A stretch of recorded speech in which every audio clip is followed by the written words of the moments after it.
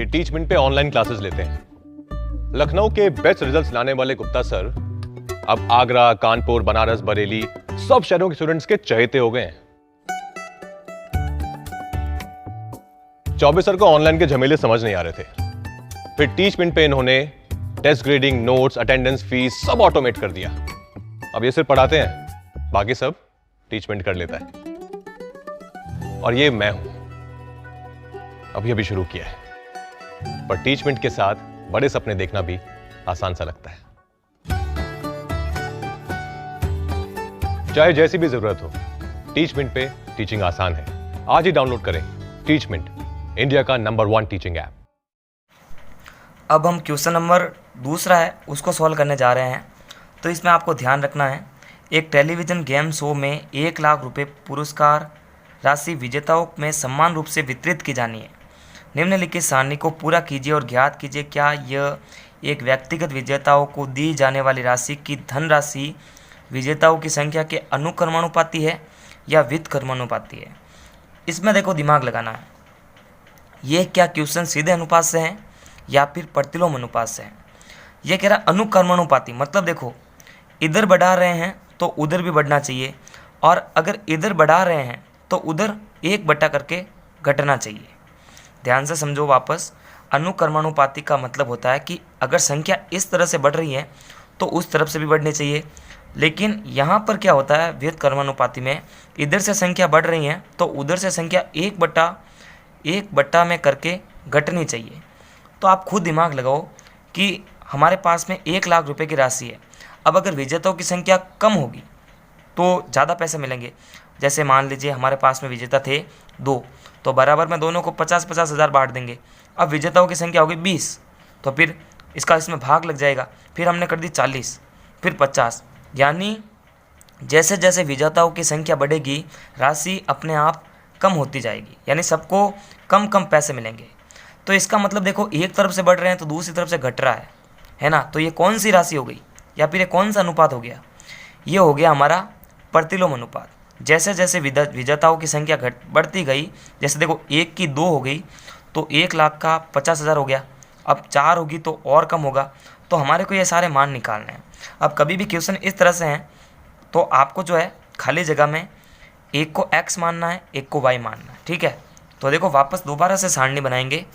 तो यहाँ पर मैं लिख रहा हूँ, माना कि ये जो 2 कॉलम दे रखे होते हैं ना, इनको x और y मान लो।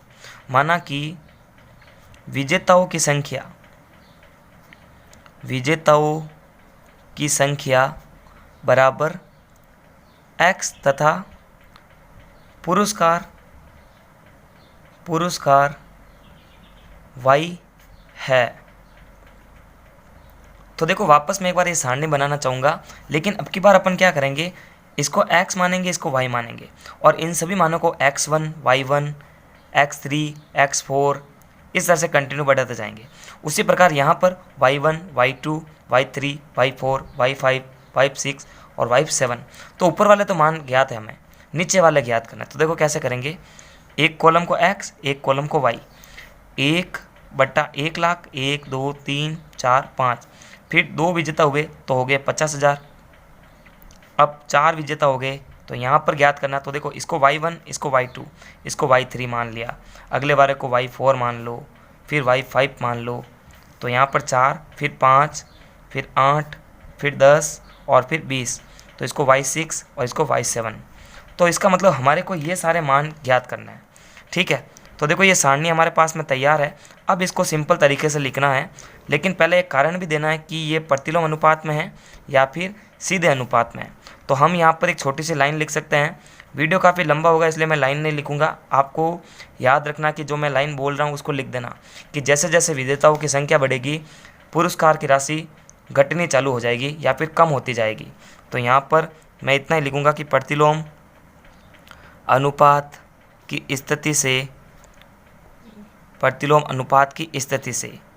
तो यहाँ पर देखो जिसको ज्ञात करना होता है ना उसको कैसे करते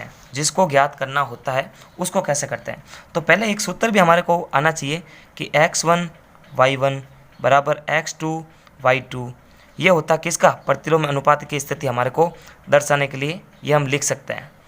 अब देखो यहाँ पर ये चीज़ ज्ञात करनी है, तो हमेशा अपने पास में जो है अनुपात वाले सवाल के अंदर 4 में से 3 चीज़ हमारे पास में होनी चाहिए, चौथी ज्ञात कर सकते हैं। जैसे देखो 1 2 3 4 इसको ज्ञात करना है, तो हम इस फॉर्मूले से इसको ज्ञात कर सकते हैं, क्योंकि देखो 1 2 3 3 राशि तो पहले से ही ज्ञात है, चौथी वाली ज्ञात करनी है, तो इसको ज्ञात कर सकते हैं। फिर ये ज्ञात होगी तो फिर आगे बढ़ते जाएंगे इस तरह से, फिर ये ज्ञात होगी तो फिर इस तरह से आगे बढ़ेंगे, कंटिन्यू आगे बढ़ते जाएंगे और सभी के मान निकाल देंगे। तो सबसे पहले अपन लिखेंगे y3 के लिए, y3 के लिए,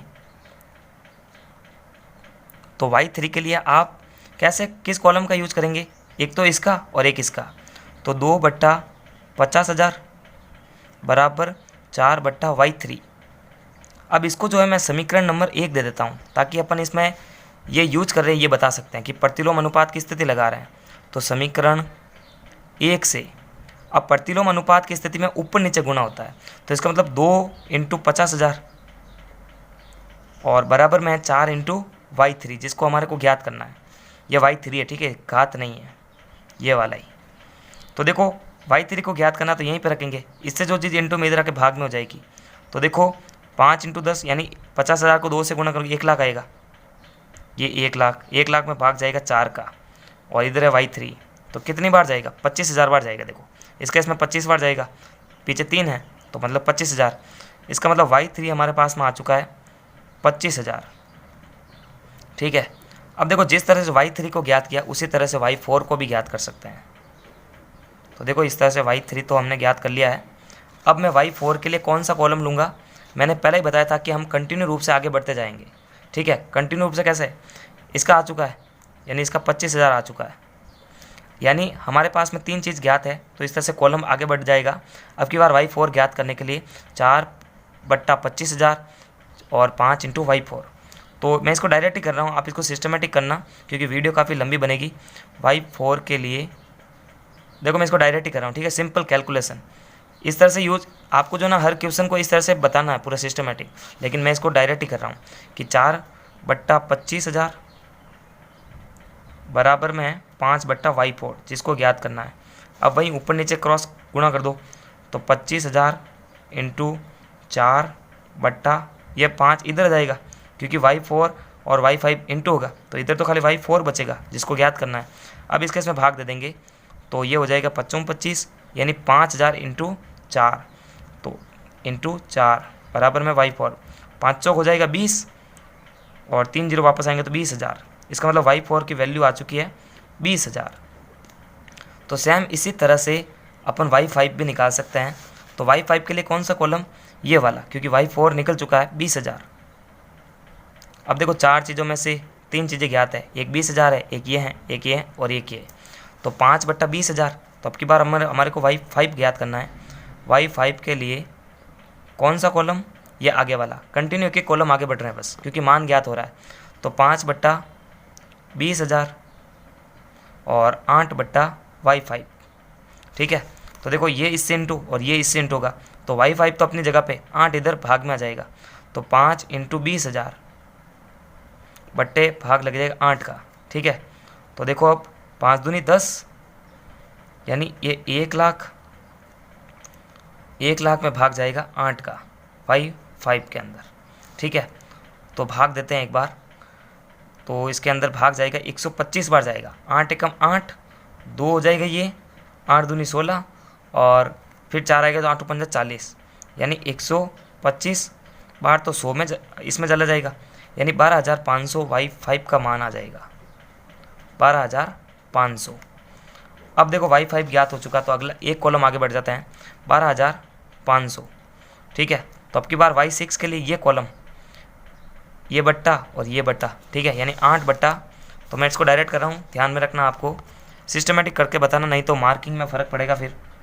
y6 के लिए, तो y6 के लिए 8/12,500 बराबर में है 10/y6, तो वही रोल रहेगा कि 8 × 125,000, 8 × 125 या 12,500, सॉरी 125,000 नहीं होगा, ये इधर आ जाएगा 10 का भाग और y6 अपनी जगह पे रहेगा, 1 जीरो से 1 जीरो कट जाएगा और इधर गुणा होगा 8 इंटू 125 सॉरी 1250, तो ये इससे इंटू का 1000 आएगा, ये 0 भी बचता है तो ये 10,000 हो जाएगा।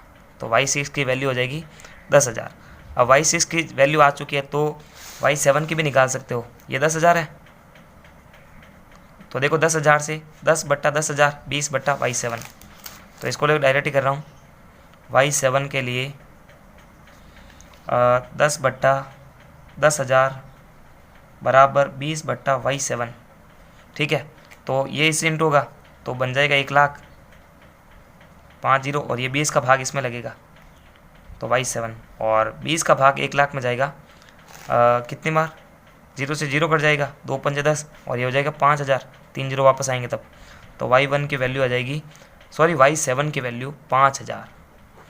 तो देखो जैसे जैसे जो है पुरस्कार विजेताओं की संख्या बढ़ती गई तो पुरस्कारों का भी मान जो है वो घटता गया, ठीक है ना। तो ये प्रतिलोम अनुपात की स्थिति थी। तो पूरे चैप्टर की प्लेलिस्ट की लिंक आपको वीडियो के डिस्क्रिप्शन बॉक्स में मिलेगी, वहाँ जाके आप बैक टू बैक सारे वीडियोस देख सकते हैं। तब तक के लिए लाइक, सब्सक्राइब और शेयर करें। नमस्कार, थैंक्स फॉर वॉचिंग।